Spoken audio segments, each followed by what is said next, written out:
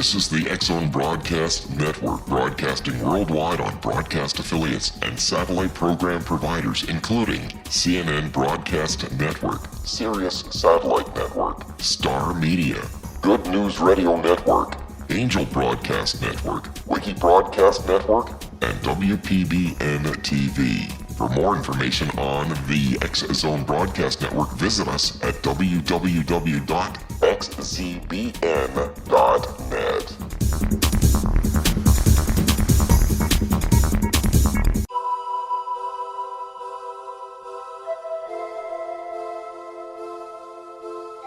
If you're a seeker, don't miss the inspiring book Shamanic Awakening, Between the Dark and the Daylight. This remarkable work chronicles shamanic counselor and indigenously trained dream decoder Sandra Cochran's 35 years of experience with diverse wisdom keepers throughout the Americas. Sandy's initiations across the British Isles, Turkey, Greece, and Egypt, combined with her knowledge of symbology, psychology, and myth, influence her dream blog and workshops. Sandy offers private readings, sacred international journeys, a meditative CD, and her book, Shamanic Awakening, to encourage you as you navigate your earth walk and create a deeper connection to yourself. Find this and more at her website, starwalkervisions.com.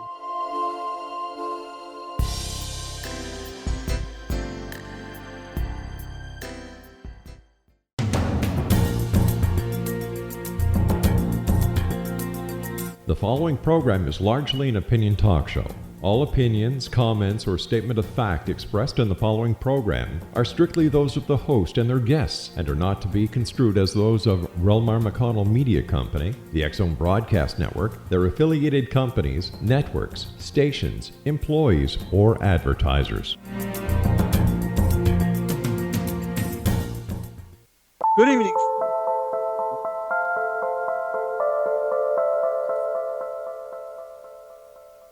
Good evening, friends, and welcome back to Paranormal Stakeout. I'm your host, Larry Lawson, coming to you from the mothership of paranormal programming, the X-Zone Broadcast Network. As always, it's my goal on this program to present to you, my listeners, with guests and commentary that will challenge your views of the paranormal. Here on Paranormal Stakeout, we champion research and the search for intellectual truth in our quest to prove beyond a reasonable doubt the existence of worlds beyond our own. To do that, I look for those investigators, researchers, and practitioners who are in the field, on the line, conducting these investigations, and gathering the evidence to prove our case. Tonight, to guide us on our continuing journey, is renowned shamanic expert Gwilda Wiyaka. Gwilda, the author of The Science of Magic, Book of Mysteries, Volume 1, and the award-winning So We're Still Here, What Now? Spiritual Evolution and Personal Empowerment in the New Era, is considered to be, by many, to be today's foremost expert on modern-day application of ancient shamanic principles. She has studied shamanism for over 40 years, has been a practitioner for 30 years, and a teacher of the shamanic arts since 1996. She is the founder and director of the Path Home Shamanic Arts School, a Colorado State-certified occupational school of the shamanic arts. Gwilda is also a preceptor for the University of Colorado School of Medicine, where she provides instruction to medical doctors on the modern interface between shamanism and allopathic medicine. Born in the United States, Gwilda grew up overseas and obtained most of her higher education in Switzerland. She holds a Bachelor of Science degree in Psychology and Religious Studies, and later became a certified massage therapist in the United States at the Boulder College of Massage Therapy. An experienced inspirational speaker and singer-songwriter, Gwilda conducts workshops and seminars throughout the world. She is also consultant for Shamanic Affairs at REL-MAR Media Company and the host of the very popular syndicated international radio show, also heard on the X-Zone Broadcast Network, The Science of Magic. Gwilda, welcome to the show. Hey, thanks for having me, Larry. I've been very excited to talk to you because, what you do is such an important part of what folks that study and research and investigate the paranormal do, but I don't think it quite gets the... It doesn't quite get the press that it needs. It doesn't. You don't get the credit that you deserve for what you do for all of us, if that makes sense. Well, thank you. Yeah, it does make sense because shamanism is so ancient that it's often overlooked as a esoteric practice. Well, what is it? In simple terms, to a simple old cop like myself, what is it? Well, this is my definition, not the normal one, but the normal, the one I use in my school, is that shamanism is an organized set of rituals that helps the practitioner focus their natural ability to manage matter at the quantum level. And that's a much more modern description of it, but it's also a very accurate one, because we view it as, a mystical, magical practice where people wear bones in their nose and chop off heads of chickens, but really it's been around for 50, 60,000 years, and that's exactly what it does. Well, how many forms of shamanism are there? There are as many forms of shamanism as there are indigenous practices on the planet. So at the base of every one of our culture is a shamanic-based practice. Okay. Modern-day shamanism, how does it differ from the ancient forms? Well, the problem with modern-day shamanism, and that's one of the problems I'm trying to work past, is that it has kind of gotten dogmatic, as science has, really. So it's gotten kind of dogmatic. And what they ended up doing is just really thinking of the practice itself as the rituals. But the rituals are just to help a person focus their ability to work at the quantum level. And so now people are waving sage around, taking a weekend course and hanging out their shingle.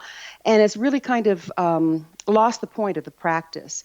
To really do the practice is every bit as complicated as being a medical doctor, because it affects so many different aspects of our life. We're going to get ready to go to our first break in just a couple of minutes here, but in just a few simple words, what is your definition of shamanism to the simple person like me? Okay. There's four levels: physical, mental, emotional, and spiritual. We call it spiritual level, but it's really the energetic field, the energetic push-pull in life that happens at the quantum level of life, quantum physics. And shamanism is supposed to correct frequency imbalances at that level before they filter down and manifest physically. Okay, that makes total sense. We're going to go to a break here in just a minute, but when we get back, I really want to focus on how your work assists those of us who are conducting paranormal investigations. So when we come back, we'll talk more about that, and I want to mention your website, thescienceofmagic.net, gwildawiyaka.com, and findyourpathhome.com. We'll be back in just a few minutes on the other side.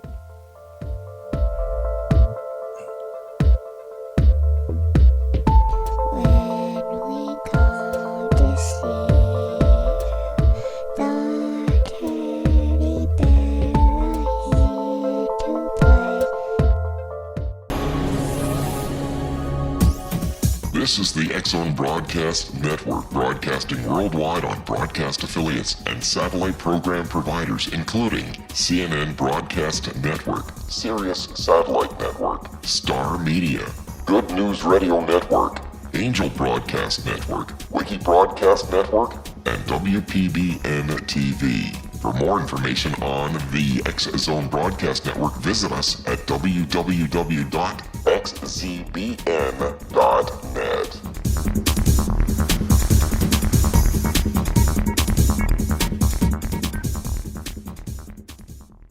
How would you like to be able to read other people's minds? Well, the next best thing is here. When you know how to read a person's name, you know how the person thinks, feels, and behaves. Each letter in our name holds a key to unlock our true essence. Our name contains both our gifts and challenges in this lifetime. Mnemology science discovers personality secrets hidden in the placement of the letters of our names, including the first and last impression people remember about us. Sharon shows us how to interpret the arrangement of letters as outlined in her book, Know the Name, Know the Person. Sharon Lynn Wyeth created mnemology science after 18 years of research and testing her theories, and has supported thousands of people around the world in understanding themselves and others better. You'll enjoy Sharon's unique teachings as she shares her system to learn the gifts behind your given birth name. Even if you don't like your birth name, there are jewels in this book. If you're thinking of changing your name, ready to name your child, or wanting to get along better with others, this is the book for you. If you'd like to improve your relationships and change your life for the better, get the book today, Know the Name, Know the Person, or visit www.knowthename.com. That's www.knowthename.com.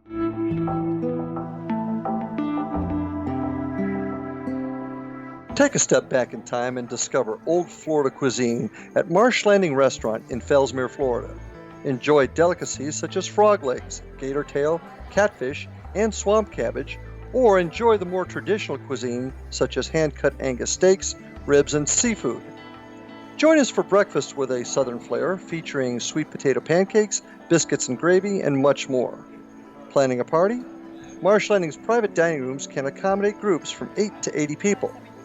While you visit, enjoy the historic pictures, artifacts, and stories that line the walls. Marsh Landing is truly a unique experience. Marsh Landing Restaurant, 44 North Broadway in historic downtown Fellsmere, or visit marshlandingrestaurant.com. Marsh Landing, old Florida cuisine at its best.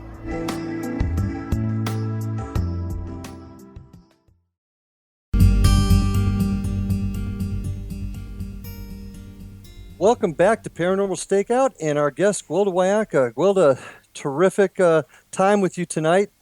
You know, I talked to different types of mediums, sensitives, psychics, and all of those folks, not all, but many of them seem to have different perceptions or descriptions of what spirits are, how they interact. Can you kind of give me your or the shamanic view on spirits? I'll do my best. You know, it's not necessarily the shamanic view, but it's what I've learned over 40 years of dancing with spirits in the shamanic form. I think of everything, I've really come to realize everything really is about frequency, just like Einstein said, everything expresses according to frequency.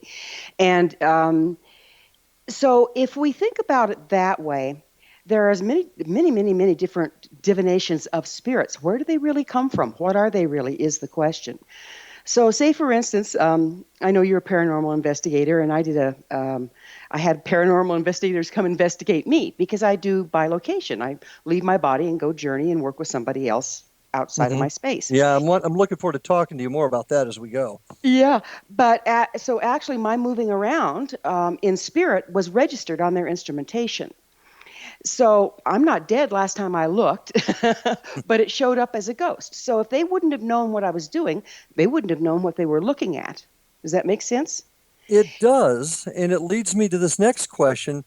How many kind of spirits are there then? If you're telling me that you have the ability to leave your body and register on some of our equipment, how many different types of spirits are there? It's really starting to be mind-boggling how many different ways spiritual energy can move around. And I think one of the most important ones we have to pay attention to is our energy has an effect in the world that we mostly are unaware of. Every thought we do, if we send if we think of a person and send our energy, we send our energy there. Mm-hmm. And that can, and if we do an agreement, okay, so if like a whole bunch of us, that's what prayer is about, sending energy. And I think as our instrumentation gets more refined, we're going to pick up more and more and more of this. But every thought we have, every intent we have actually moves our energy in the direction of what we're thinking about. So there's nothing to say that if a bunch of paranormal investigators get together and they're all looking for a ghost, they don't create it. Because it's the observer effect. The expectation of the observer has an effect on the outcome of an experiment. So how much of what we're picking up is actually us? Are we the ghosts we seek?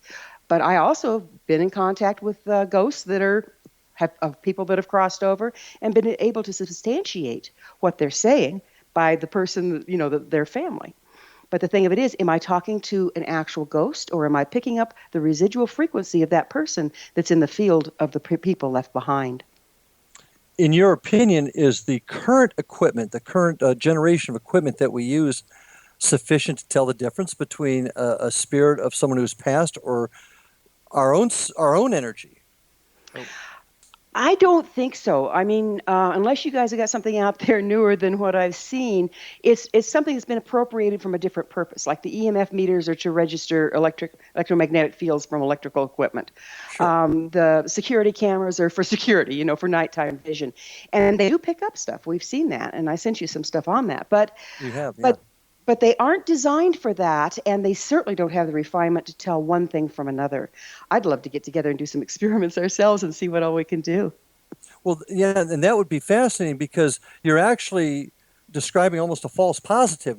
We think that we've made contact with a spirit, and there's no question we as living humans put out energy. So your commentary makes sense to me, but it would be really interesting to figure out a way to keep us from getting a false positive with this type of information. You said you've actually spoken with people in the past. Are there evil spirits also, and where do they come from? Well, again, if we think of everything as according to frequency, there are incompatible frequencies. So frequencies that aren't in our best interest for our balance. And that's what's been labeled as evil spirits. Because shamanically speaking, how the journey works or how the shaman works is they access the information at the quantum level, but then they paint a metaphor on their imagination to make sense to the rational mind of what's going on in the energetic field. Well, if it's an incompatible frequency, it'll show up with fangs and looking ugly, but it's just a metaphor. But that's what's been misinterpreted over the years, evil spirits and things chasing us down in this net. I'm not to say that they can't be harmful. They absolutely can. If you stand in radiation too long, that's going to be harmful too. Mm-hmm. But I think that we have a very limited view of what spirits really, really are and how to deal with them. So you're telling me that demons that we talked about in this show and that people have encountered, you're telling me demons are not something from hell, shall we say? No, in my way of thinking, no, they're not. What they are is incompatible frequency, and usually it's fairly polarized frequency. Okay, so the more we are close to neutral, the easier flow we have. Now, you need to have positive and negative and neutral to generate the energy that our bodies run off of. But if you go way too far one way at the exclusion of the other, you've hit an imbalance, and you kind of develop a wobble basically in your frequency, and that can come across as evil. And one thing that does it is when people start polarizing against each other. So when we start judging each other and taking up arms against each other, that really creates a demon in and of itself, and that's the demon of war. Okay. This next question might morph into two. What is the difference then between a spirit and a ghost? Well, it's semantics. I can move around in spirit, but I'm not dead, so I'm not a ghost. There are spirits of shamanically speaking, there's spirits of the elements, in other words, the frequency of the elements. There's spirits of our animals. Those are living beings, they're spirits. But ghosts, as we define them, are the residual energy left behind when someone has already crossed over. And because we don't, or hasn't crossed over, they've left their bodies, that's the whole problem. We don't have enough provision to help people cross when they die. And oftentimes they will literally stay here, they will literally be conscious, but they aren't in a physical form anymore, and that's a ghost. Okay, so you are saying that our spirit does leave our body and cross to the other side, whether it be heaven or whatever you describe it or feel it is. Such as seeing the light. Ghosts or spirits do see the light and walk through? Yes, because what happens when you leave your body is your frequency is tied up in the body as long as you're in it. And death is a result of the body no longer being able to maintain enough frequency to maintain health or life. When you leave the body, and they registered this in me when I left the body just to do spirit walking, the body drops way down on the EMF meter, and then the frequency that's picked up on the EF meter from the spirit in the room rises. So what happens is we leave our bodies, we free up all our energy. But then what we have to do is start walking up the frequency scale in order to cross over. And that we could get into about how people see their lives pass before their eyes or go into what they call the bardo or some religions call purgatory through that process. But if you don't go through that process and raise your frequency, you stay here at this level of frequency. Okay. So is there a heaven and is there a hell? In my opinion, we create them, if that makes any sense. In my opinion, we create them. And so our hell is what we believe in, and therefore that metaphor is what we experience if we're in fear when we die and afraid we're not going to go to the good place. Okay. So and I'm trying to think how to exactly word this question. Ghosts are spirits of the human that have passed on, that have not crossed over, have not reached a certain plane, a certain frequency. Am I reading that right? Yes, exactly. Mm-hmm. Okay. Then how do you explain, or how do you judge what? Net judge is a bad word. How do you explain how other people see folks that are seeing their past loved ones, their friends? Help me with that one, because I'm kind of caught there. Yeah, no problem. Now, shamanically speaking, they say that once a person is crossed over, they have the freedom of coming back and being a helping spirit. So Okay. that's different than a ghost. They've crossed over, they've dropped their robes, they've shed their damage and Okay. patterns, and they can come back as a helping spirit. And that's why sometimes granddaughters will see their grandmother and that sort of thing. It's a helping spirit, that's shamanically speaking. Okay, so the spirits are it's almost cyclic. They can come back time and time again, starting over, maybe learning lessons from the past and using them in the current life. Is that what you're saying? Yes, they can do that. But they don't usually incarnate physically. The spirits that come back as helping spirits show to ones that are gifted and can see them to guide them on their way. And that's sometimes we see them as helping spirits. Okay, so I, for example, could have what I would perceive as a guardian angel, but it's actually one of these helping spirits, perhaps helping me through life today. Well, actually, there's supposed to be two different things there. A helping spirit is usually a person that has been alive, has crossed over, has come back to help. An angel is a being that's never been incarnate in physical form, but they're a helper. Okay, I guess I was using a guardian angel more as a guide, but just somebody coming back and helping me. Okay. Why are some people able to see or detect ghosts while others aren't? I'll tell you right now, I'm as sensitive as a rock. I I just am. But why do some people have this gift and others don't? Well, I think we all have the gift. It's just that you say you're sensitive as a rock, but you've trained yourself as an investigator. And Hmm. therefore, you've learned to stake the thing out, and you're staying at a particular frequency to see what happens there. Well, that isn't where it happens. If you have to wander the frequency scale until you find what you're looking for. It's kind of like if you're fishing for shark. If they're Okay. not at this depth, you go to a different depth. But that's kind of diametrically opposed to the way you've trained yourself. You want to see what's factually happening in this reality. And so that's why some people see them and some people don't. Another thing that plays in is how healthy are we? Are we on drugs? Is our frequency compromised in our physical body because of illness or whatever? And that will lower our ability to perceive more esoteric things. Okay. So you're telling we can train ourselves through study, through meditation, to, I guess, reach a level where we can perceive these spirits a little bit better. Yes, absolutely you can. And the key here, Larry, is that you will see them in your imagination. And so we discredit that. But that's the way they register, and then you can interpret them. Okay, and because one of my goals, one of the things I want to see in the field of paranormal investigation is instrumentation that's a whole lot more specific, a little more delicate, that can pick things like this up. Do you see us ever getting to the point where we can have instrumentation that can tell the difference between the two? I think we can, and it's going to have to be very, very refined, but I absolutely think we can. Because if we can sense it with our physical bodies, then it's out there. It's just a matter of getting something refined enough to pick it up. Okay. Well, because one of the things that I'm planning on doing is actually creating a paranormal type of laboratory that can test and evaluate many of these different philosophies and views of the paranormal to help us come up with a more definitive answer. And I'm pretty excited about that. And I'd like to talk to you a little bit more about that in the future also. How many investigations, have you done many investigations with paranormal investigators? I've done about 6, and I Uh-huh. registered in one form or another with all of them. Do they find that you're more of a help or a hindrance? Oh, I'm saying they've investigated me to see if they can track my body, me when I leave Okay. my body. Hmm. And that's been successful. Yes. Okay. Have you ever conducted an investigation with a team searching other answers? Oh, at all. No, I Well, haven't. Okay, we're going to go to a break now as we head into our second installment here.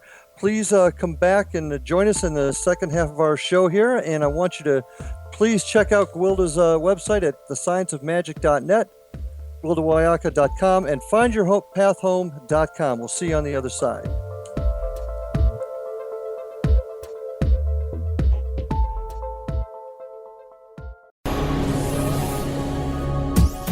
This is the X-Zone Broadcast Network, broadcasting worldwide on broadcast affiliates and satellite program providers, including CNN Broadcast Network, Sirius Satellite Network, Star Media, Good News Radio Network, Angel Broadcast Network, Wiki Broadcast Network, and WPBN TV. For more information on the X-Zone Broadcast Network, visit us at www.xzbn.net.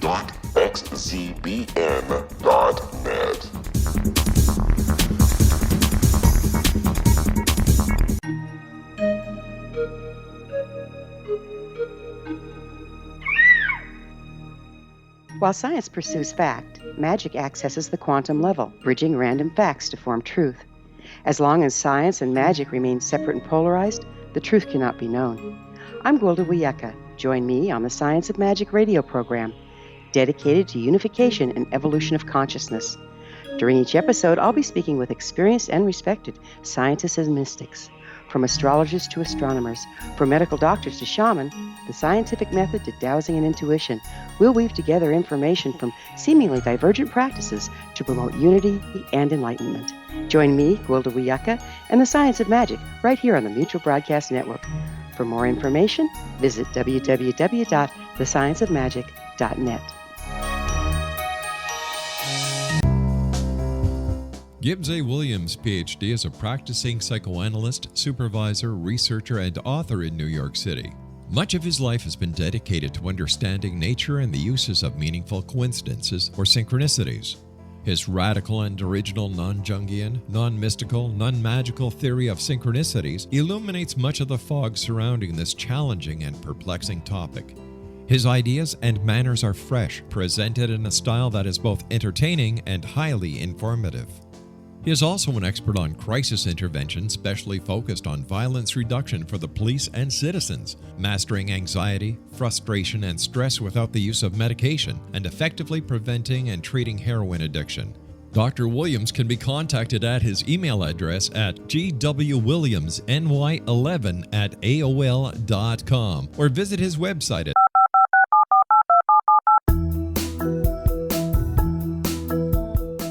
Did you know that when you're on the road with limited data or Wi-Fi, you can still listen to the X-Zone Radio Show with Rob McConnell, The Science of Magic with Gwilda Wiyaka, X-1, Dimension X, Space Patrol, and every minute of the X-Zone Broadcast Network by calling 213-401-0080, courtesy of Audio Now. No smartphone, app, or internet needed. It saves your data plan and it's free if you have unlimited minutes. Call 213-401-0080 to listen on any phone, anytime, anywhere. Remember 213-401-0080 for the best of the paranormal, parapsychology, and sci-fi radio programming anywhere, 24/7, 365.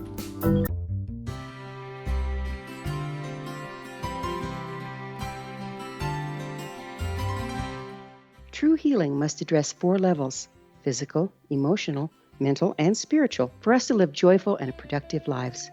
We tend to treat 3 of the 4, leaving the spiritual languishing. If you're tired of the same dysfunctional patterns cropping up in your life, soul balancing is for you. Trixie Phelps, owner and founder of Soul Balancing, is a naturally gifted energy healer trained in numerous esoteric forms, including shamanism. Trixie has created a powerful modality that safely and effectively clears your energetic field. A soul balancing session can remove interference, heal trauma, and restore your hope. Contact Trixie for a life-changing long-distance session today, www.soulbalancing.world.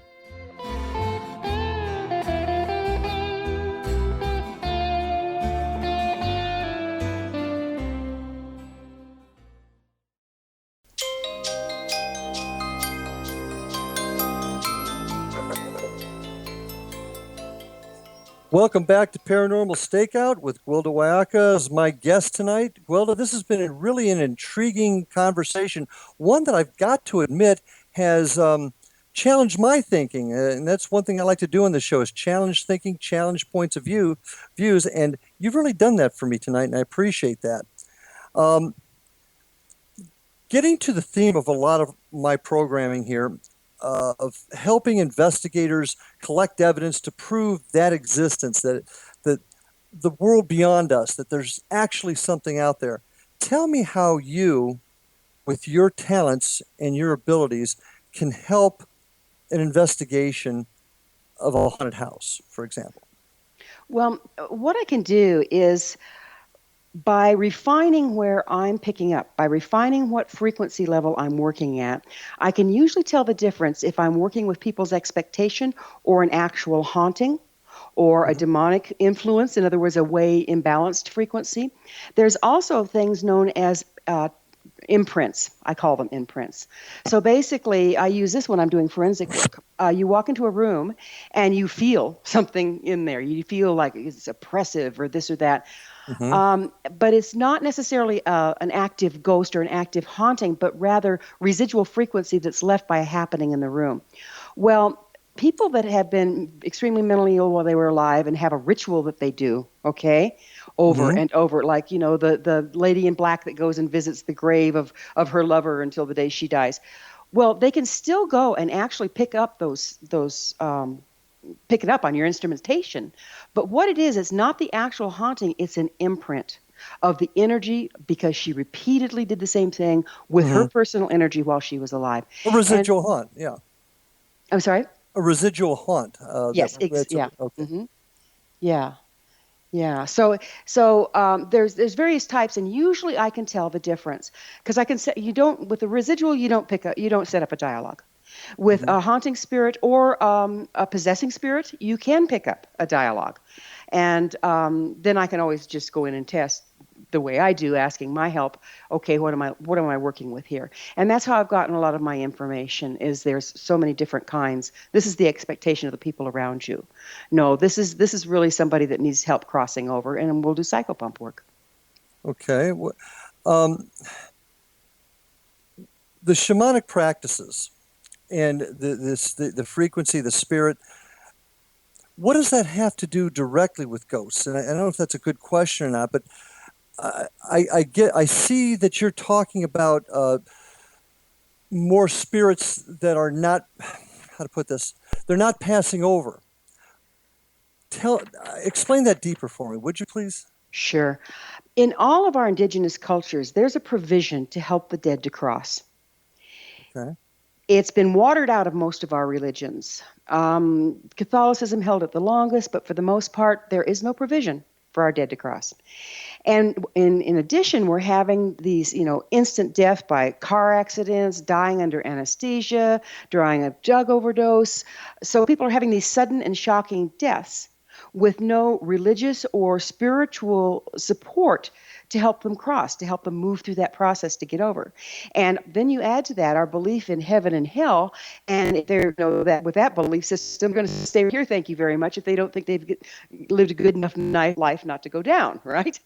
Okay. So all of that put together, we have one big modern mess of disembodied spirits. And there's a form called psychopumping, which is help the dead to cross, that is present in all shamanic practices.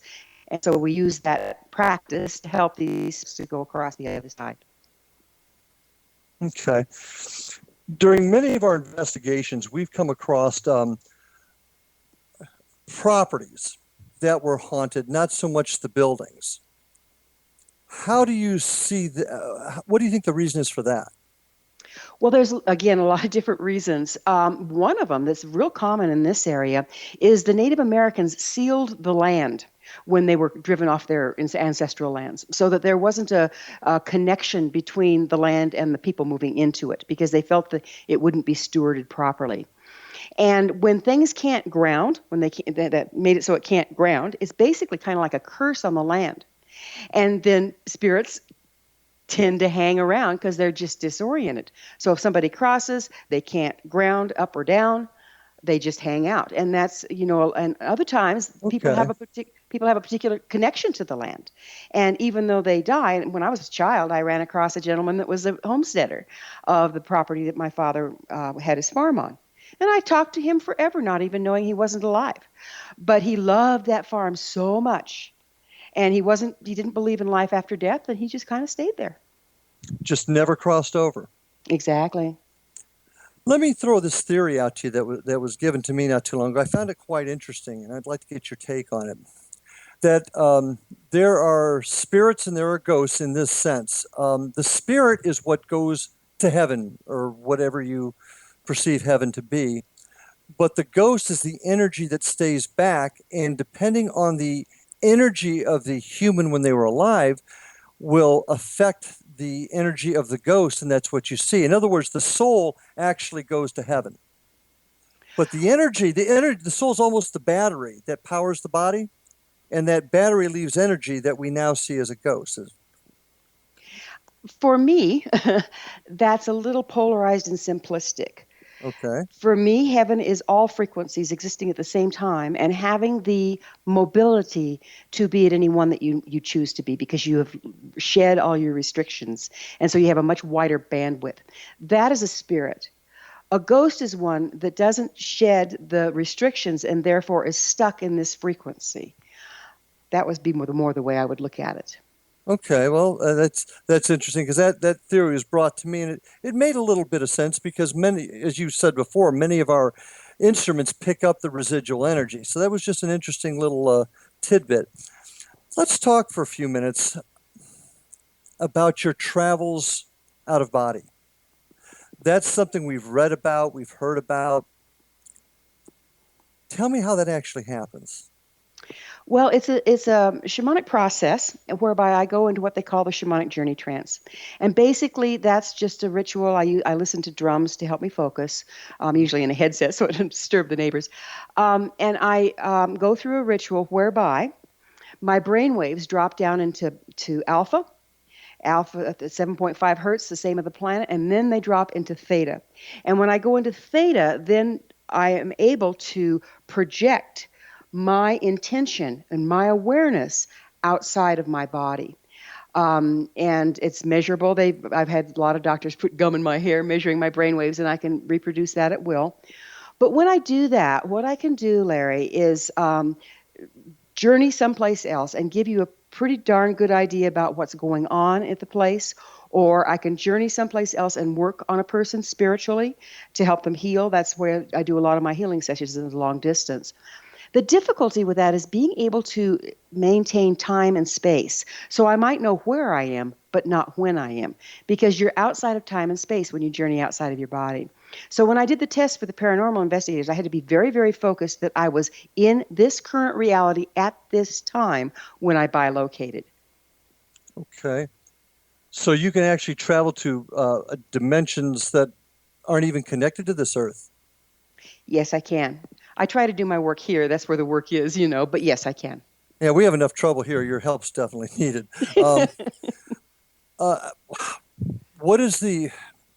many levels of dimensions are there? Is it infinitesimal? I believe it's infinite. Everybody has a different theory. Oh, there's 3D, there's 4D, there's 10D. I really think, again, that simplistic and polarized and fragmented. I think that it's a complete continuum, and that there's different consciousnesses and awarenesses, and maybe even different versions of ourselves at different places. But I just think it's infinite. Okay, there was some military practices that went on for years. The experiments where they would take people to actually do kind of what you're describing to me to spy. Have you ever heard of for those types of uses? Yes, I have. And they use a procedure called remote viewing. And I can't remember right now who really refined that, but it's very, very, very refined.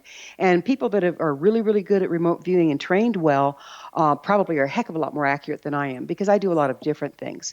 Remote viewing has not been all that interesting to me, except to be able to journey to a client that needs my help at a distance. Or to journey out to get information. But remote viewing is very, very profound, very, very real. And it seems almost like it'd be very, very dangerous. I mean, if this is true, I'm certainly not doubting it, then people can be trained to go just about anywhere outside their body and gather information, gather good and bad information. Right, and the key is in the interpretation. Because if you're journeying out of your body and you're gathering information, it's still coming in through the same channels. It's still coming in through your imagination, and then you have to take that information from your imagination to the logical mind and interpret the data that you got. And that's the failing point of most people. They don't know when they are, they don't know where they are, and they misinterpret the information that they're getting. So anybody can be trained to do this? Well, can anybody be trained to be a good cop? It's each according to their gifts, each according to their limitations. Okay. Yeah. But I think to a certain degree, all of us probably do it anyway. So if you stop for a minute and think about imagining doing something, you just imagine doing it. You're actually doing it through using the imagination channels. We do not understand imagination, and we invalidate it for something left for children, but it's a huge portion of our ability to manage our matter, to manage our frequency, to manage our energy in the world. I can't even imagine having that ability to do that. Dreaming. Does dreaming become part of this? Oh, there's some people that are dreamers. I love working with them. They actually, they do lucid dreaming. I have people come and talk to me in my dreams, but they've come to me because I'm not a lucid dreamer as a rule. But I have conversations at night with people, and then I talk to them the next day, and they are aware that we had exchanged some information during the night. It's pretty amazing. How do spirits then talk to or communicate with the living through dreams this way? Yeah, pretty much the same way. And you see, that's the difference. Dreams are when we drop into theta and we're able to use our imagination. That's the dreamscape, is our imagination. So it's the same thing as talking to them waking. It's just if you talk to them waking, you're able to focus your attention on theta. You get your brain into theta waves and receive the information while you're awake. Otherwise, we drop into theta, and that's when we get the information through our dreams. The key is, are we going to remember it or not? And it's so why do most people not remember their dreams? They're vivid and they dream it and they know it's happening, but they wake up and they can't describe it. Is there a reason for that? I think there's a lot of different kind of dreams, and this is not necessarily my area of expertise, but we have some dreams that are processing what went on during the day. We have some dreams that are letting us know of the things that we picked up on the subliminal level during the day. And processing that.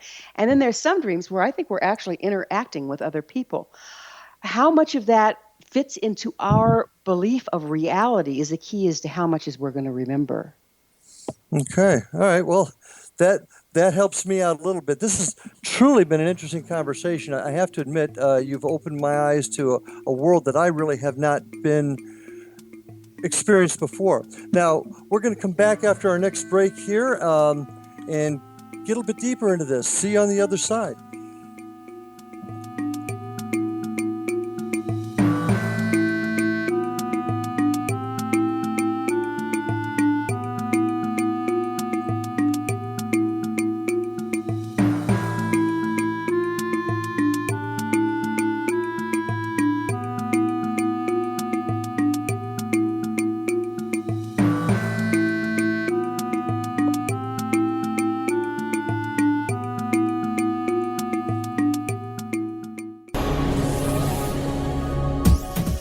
This is the X-Zone Broadcast Network, broadcasting worldwide on broadcast affiliates and satellite program providers, including CNN Broadcast Network, Sirius Satellite Network, Star Media, Good News Radio Network, Angel Broadcast Network, Wiki Broadcast Network, and WPBN TV. For more information on the X-Zone Broadcast Network, visit us at www.xzbn.net.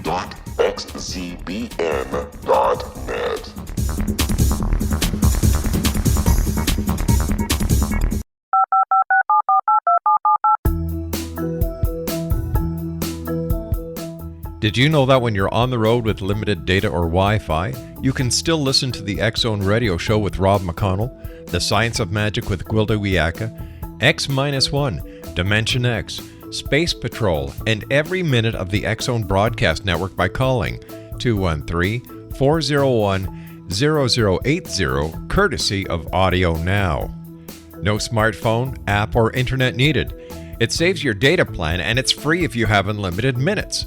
Call 213-401-0080 to listen on any phone, anytime, anywhere. Remember 213-401-0080 for the best of the paranormal, parapsychology, and sci-fi radio programming anywhere, 24/7, 365.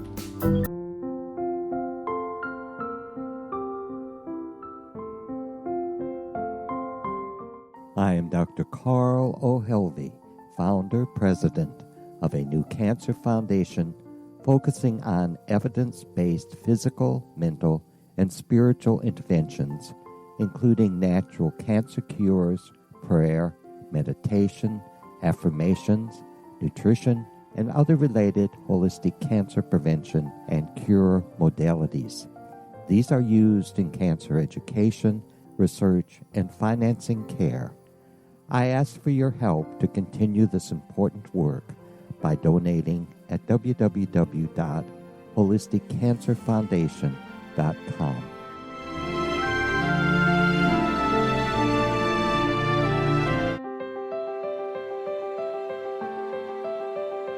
Wouldn't you love to know the secret to everything? I'm Dr. Kimberly McGeorge, and on The Secret to Everything, we will merge the practical with open investigation into all realms of the mysterious.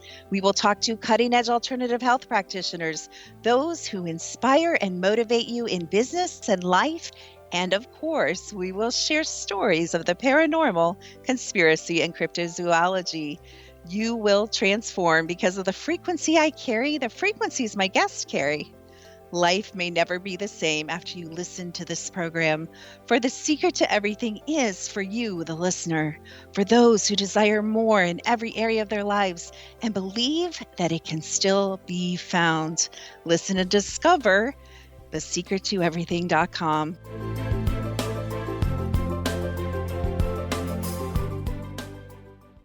Little children aren't the only ones afraid of the dark. Millions of soldiers return from war zones with PTSD, anger, frustration, fear, and loneliness, much of which surfaces during the darkness of the night. You have the chance to change the lives of these American heroes. Songs and Stories for Soldiers.us provides free MP3 players for these men and women.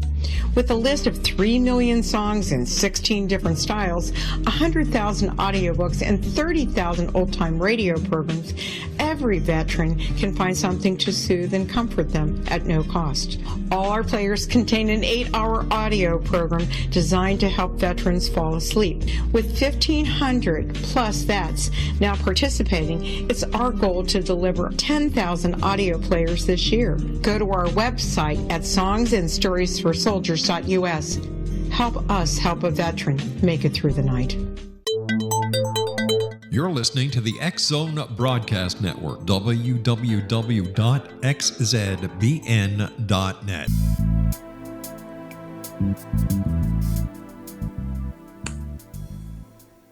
Welcome back to Paranormal Stakeout. I'm your host, Larry Lawson, and I want to just take a couple of minutes here to talk to you about Gwilda Wiyaka and her website at www.thescienceofmagic.net, gwildawiyaka.com, and findyourpathhome.com. Both, I really invite you to look at those websites. And I'd also remind you to check out all the great programming at www.xzbn.net, the mothership of paranormal programming. And please visit me at my websites, www.paranormalstakeout.com and www.paranormalfbi.com, as well as my Facebook, Florida Bureau of Paranormal Investigation. Wow, Gwilda, I have learned a lot tonight, and I truly appreciate you enlightening me. These are some topics that many of us don't deal with, so thank you. My pleasure. What are the things that we do confront on occasion in the world of paranormal investigation or evil spirits? Tell us how you can help the line investigator like myself identify an evil spirit, and what do you think how do you think we should protect ourselves? Again, evil spirits are incompatible frequencies. And if you get into an area where you've really got a strong one, I mean, have you had the hair go up on the back of your neck? Oh, yeah. Yeah. Okay, you tell me you don't have any senses like a rock, right?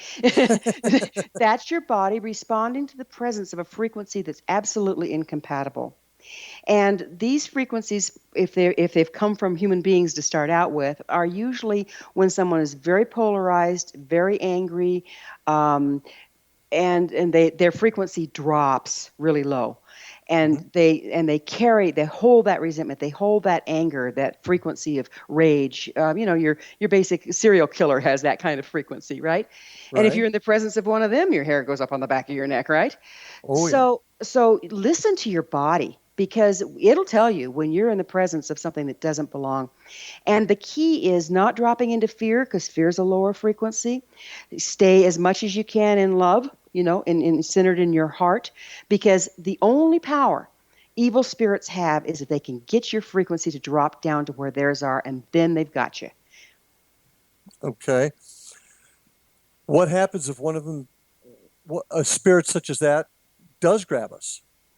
Well, by grab us, what I mean is they've compromised your frequency to the point that you no longer have spiritual integrity, and you start to express some of the evil, if you will, or the lower frequency thought forms, the lower frequency behaviors that the spirit itself would have possessed. And that's what we call a possessing spirit. Okay. And we tend to view that as it's jumped on you, and now we got to pull it off. Well, no, it's a matter of frequency correction. What's happened is the fear or the anger found a place to resonate within you from your damage and found agreement there, dropping your overall frequency to the point that you're no longer acting like yourself. And so the shamanic practitioner's job in a depossession, and there's various forms of doing it, various rituals to do it, is to bring the frequency of the client back up to a level that it can hold integrity, and therefore move beyond and remove the frequency of the possessing spirit. Okay. So there's no question that there is a part of the Catholic Church that performs exorcisms. Okay, go ahead. The Jesuit priests were really good at that, yes. Mm-hmm. Yeah. Are they practicing the same depossession techniques that you're describing? They are practicing a form of depossession techniques. There's a lot of different forms. My Tibetan teacher, their depossession was scary. The practitioner would bite the client and scare the client, and there's just all sorts of different rituals. I would have to say the ones the Jesuits use is much more user friendly for our culture. Okay, and then they use mostly religious trappings with which to do that. How does that relate to how you depossess a person? How I do it is, again, working with what we call power animals, helping spirits, in other words, the outside helpers, to get my frequency high enough. And then I bring back frequencies for the person that they've disconnected from. So I raise their frequencies. And it's all done in shamanic journey work and through metaphor. So I work on them like that. But I have this belief system of better the devil you know than the one you don't. And so I try to shore up a person's frequency before I try to remove any frequency that's incompatible. Because if you just remove the incompatible frequency, or some people would say remove the demon, the person is still left vulnerable, if their frequency hasn't been mended, to take on the next one that walks through the room. So shamanic healing to me is paramount in depossession. Okay. I'm going to backtrack almost back to the beginning of the show tonight, because I'm going to ask you a question then that if I was listening, I would be wanting to ask this question. You're using the term frequency. To a person like me, that's like a radio wave. Exactly. Okay, so that's what you're describing. Our electrical frequency is really what controls all of this. Yes, well, there's two types of waves. There's mechanical waves, which need a medium to propagate in, and that's like sound waves. But then at higher frequencies, there's electromagnetic waves, and they don't need a medium to propagate in. They can travel through the vacuum of space, like your radio waves, et cetera, et cetera, et cetera. And most of what I'm talking about is more on that bandwidth. Okay, and when you're talking about a higher frequency, you're talking more love, and a lower frequency, more evil or hateful, correct? Yeah, in the extremes, as Okay. far as human expression goes, love is and gratitude are some of the higher expressions, Hmm. and hatred is some of the lower. But there's bandwidths on either side from that. I mean, light is a frequency. Sure, sure. Okay. So when you're conducting an exorcism, you're dealing with those lower frequencies, and you're trying to bring the person back to a higher frequency. Yep. Right. We're trying to bring the corrective frequency. So if you think of it like music, okay?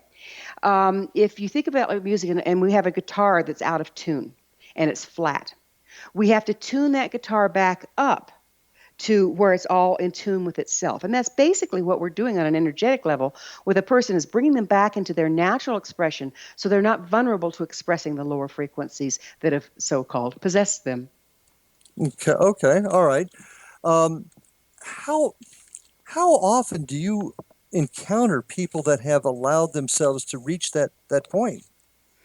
Fortunately, not as often as you might think. People are getting much more competent and conscious of dealing with their own frequency, with their being responsible for their own feelings and that sort of thing. So at least we see that. But when I was doing my internship as in my degree for psychology, I worked in a mental institution, and oh my goodness, there was a lot of it there. Oh, I can only imagine. So that obviously this has a lot to do with the mental health of an individual. Exactly. Yeah, it really does. Because if your frequency is so low, you can't maintain mental health. You can't. You Okay. just don't have the bandwidth of frequency to find the balanced place to be. You get triggered into a lower frequency, a lower place, a lower thought form, and there you have it. Well, this has been fascinating for me because this is an entirely new direction with which I've had to look at the paranormal. So I really appreciate this presentation, this new look for me, if you will. And that's what this is all about: is learning, because so much of this is theory, so much of what we're doing is new, and it's always great to have these other directions, perceptions to look at. So I appreciate it. Oh, no problem. I tell you what, I'm really looking forward to, just like you, is getting the instrumentation out there because a lot of my shamanic skills show up on biofeedback. And so, if we could get the paranormal instrumentation out there, we could run all sorts of experiments just with bilocation and that sort of thing, and start getting a handle on what is and what isn't. Well, do you have an idea or a thought of how this equipment would look? No, that's not my department. I don't have that kind of scientific background. I think that where you're going is it just needs to be more refined for starters. I think a Hmm. lot of it could be filming, a lot of it could be the EMF meters, that sort of thing. Yeah, that's exactly where I'm going in my head. I'm thinking our typical Mel meters or even K2s being refined to test these or search for these other frequencies. Certainly, I'm particularly fascinated with a ghost box or what they call a portal right now, perhaps hitting these frequencies and being able to make contact, if you will, with these spirits at these different levels. Very fascinating stuff. Um, what I'd like to do is remind everybody, and this is listening, folks, is learning, and I would like to invite all of you to visit uh, with Gwilda at her websites www.thescienceofmagic.net, gwildawiyaka.com, findyourpathhome.com, because by looking at her site as I did, and I'm starting to learn more and more about this very, very fascinating field. Certainly something is new to me, so I really have enjoyed it. It was really fun talking with you about it, Larry, because the ghost hunting is very fascinating to me. And I think that, like I said, if we pool our resources, we could do a lot of testing on the equipment with someone that can consciously move around out of body to start out with. Well, what I'd like to do, Gwild, is I'd like to somehow make some arrangements. I know you're up in the high country of Colorado there, but I would like to create an opportunity for you to get with some paranormal teams, not for the purpose of them tracking you, but to use your talents and your skills in conjunction with their equipment to help find out where that equipment needs to be tweaked or improved. That would be fun. Well, that's all we have time for tonight. I do appreciate you being here with Gwilda. I'm looking forward to talking to you again. And for all my listeners out there, we'll see you folks on the other side at Paranormal Stakeout.